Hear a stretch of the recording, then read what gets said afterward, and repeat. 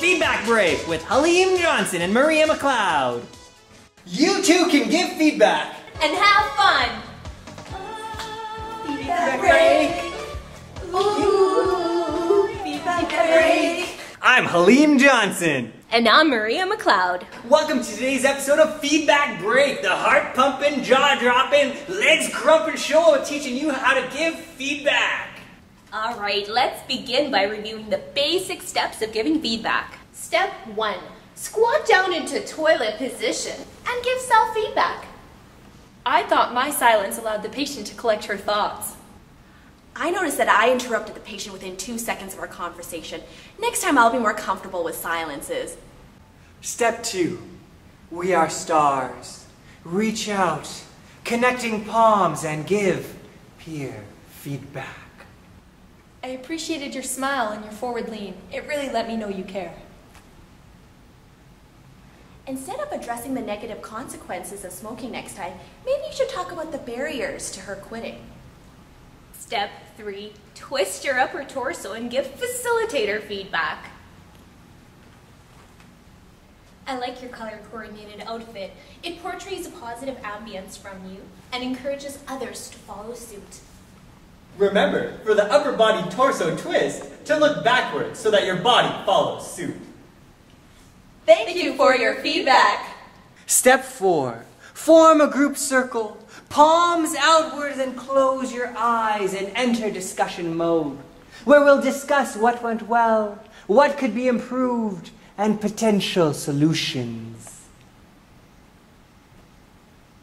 Step 5.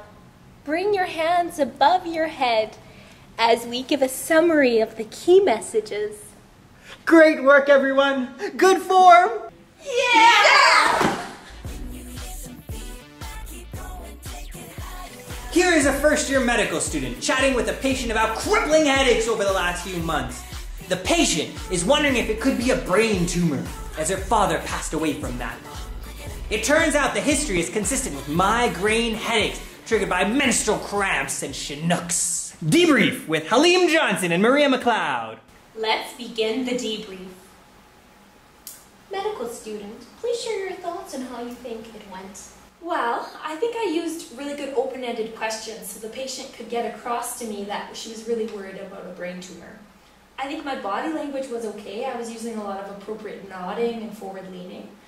One thing I have to work on is allowing silence for the patient to talk, because I really just find silence awkward.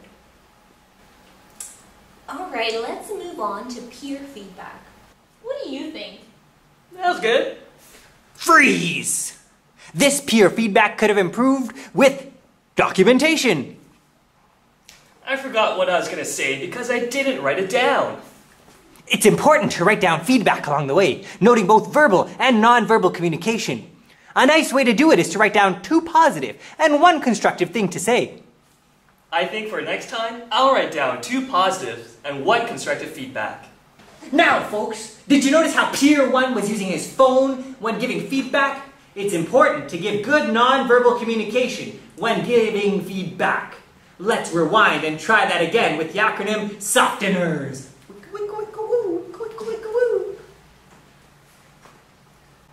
S is for smile.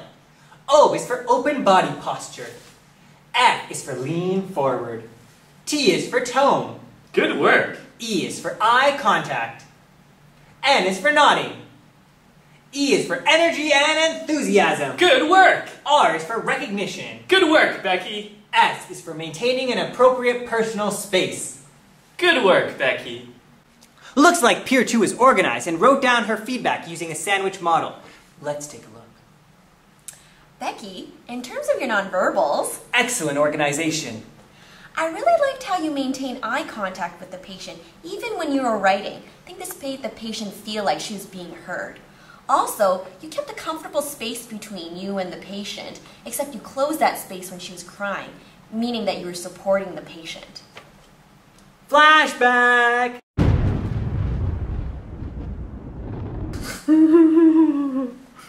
In terms of your verbals, Excellent signposting. I liked how you acknowledged her concerns about a brain tumor and that you went through each of the red flags in terms of her headache. You said phrases like, my thoughts are that, just to keep the patient in the loop and the patient felt included. A recommendation that I would probably give you is to respond to patient cues. What I mean by this is when the patient brought up the fact that her dad had brain cancer when he presented with headaches. Flashback! My dad was found to have brain cancer when he had these bad headaches. Okay, well, getting back to your headaches, what was the pain like on a scale from 1 to 10? This would be a good time to provide an empathetic statement such as, oh, I'm sorry to hear that. I can see why these headaches would be a concern for you. Great specifics and subtleties here. With every statement, try and offer a supporting example. It's also great to pick up on feedback that nobody's said yet.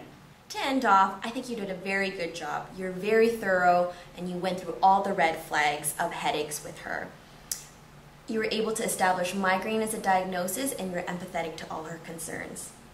Excellent use of the sandwich model, using positive, constructive, and positive.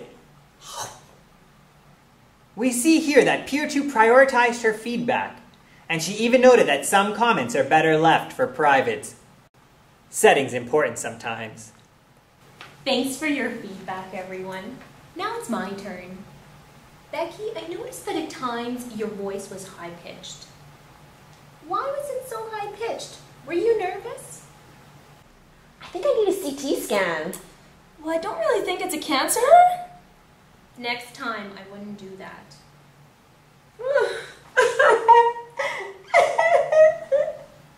Now that kind of feedback should be reworked. It's important to be careful of word phrasing and comment on behaviors and skills, not the person. We need to be inclusive and professional with our language. Avoid using why questions, as they could be judgmental. Also, try not to use negative terms like not. Instead, use positive words. We need to give feedback on modifiable behaviors, not unmodifiable ones. That's right, Halim. Let me try that again. Becky, sometimes your phrasing seemed rushed, and that may give the patient the impression that you're in a hurry. Some strategies you can use is to incorporate pauses and silences throughout the interviews and perhaps slow your rate of speech to emphasize key points throughout the interview. Great job, everyone. Now let's get into discussion mode. I'm wondering what the group thought about Becky addressing the patient as Mrs. Chung, even though she was only 18 years old. That's a good point. Perhaps at a future interview, you could ask the patient what he or she would like to be called. Perhaps in this case, she actually prefers Serena. Excellent point. Now, what did the group think about the wrap-up? Was appropriate follow-up recommended? I think Becky did a very good job outlining why she didn't think it was a cancer. However, perhaps you could do a better job next time in ensuring there's good follow-up, such as if anything changes and when the patient should seek medical attention. Excellent thought. Why would that be important? Probing. During the discussion, Maria does an excellent job of challenging the learners to think critically about possible solutions. Alrighty, awesome work. Now it's time to summarize. Summarize. Alright, so overall the interview went very well. Becky was able to make the right diagnosis. She provided empathetic statements and reassurance for the patient. Okay, let's summarize the 4 main take-home points. Number 1, ensure you use non-verbal language such as nodding and good eye contact. Number 2, pick up on the subtle cues from the patient and allow for empathetic statements. Number 3, use silence to settle emotion. And number 4, ensure that appropriate follow-up is in place. Now those were nice manageable chunks. Thanks everyone for participating. What feedback do you have for us? How can we do better for next time? It's important to invite feedback, even as a facilitator. That was it. An introduction to facilitating debriefs in 5 easy steps. Self-feedback, peer feedback, facilitator feedback, discussion, and summary.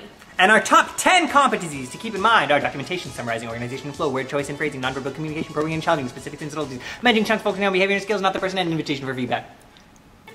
Remember to give feedback And have fun! Feedback break.